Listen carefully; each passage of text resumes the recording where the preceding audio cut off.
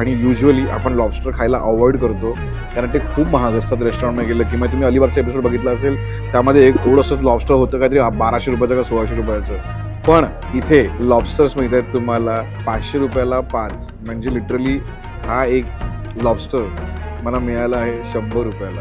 कडेश्वरी महिला बचत गट. आणि तुम्ही बघाल तर भाई एकदम मला डिझायनर ग्रुप वाटला आहे हा. स्पेशल गोष्ट म्हणजे यांचे जे ॲप्रन्स आहेत त्या ॲप्रनमध्ये यांचं ब्रँडिंग एकदम परफेक्ट आहे. पण गाईज हे ॲज पर साईज आहे.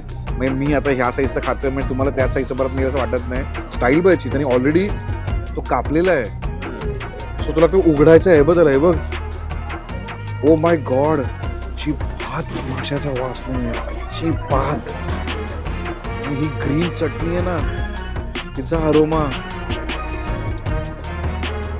असं झालंय ना. एक तर लॉबस्टर माझ्या आयुष्यात घरात कधी बनणार नाही आहे. आणि लॉबस्टर मला वाटत नाही कोणाच्या घरात बनतो. पण ह्या लॉबस्टरला जी घरगुती चव आली आहे, या हा जो ग्रीन मसाला आहे ना, हा ग्रीन मसाला तो रंग म्हणा कसला झालाय व तो मसाला यार. आलं, लसूण आणि खोबरं. मी मगाशी बोलतो ना बेसिक आहे. आलं, लसूण, खोबरं आणि खूप सारी कोथिंबीर आणि मिरची. त्यामुळे बेसिक गोष्टी, मी जरी म्हणतो बेसिक गोष्टी एक्स्ट्रा ऑर्डिनरी असतात. Next level guys. याला माझ्याकडनं 100 रुपयाचा एक पीस जर मिळत असेल विथ अशी चव आणि एवढं सॉफ्ट आणि एवढं फ्रेश गोल्डन मिळतो आहे याला.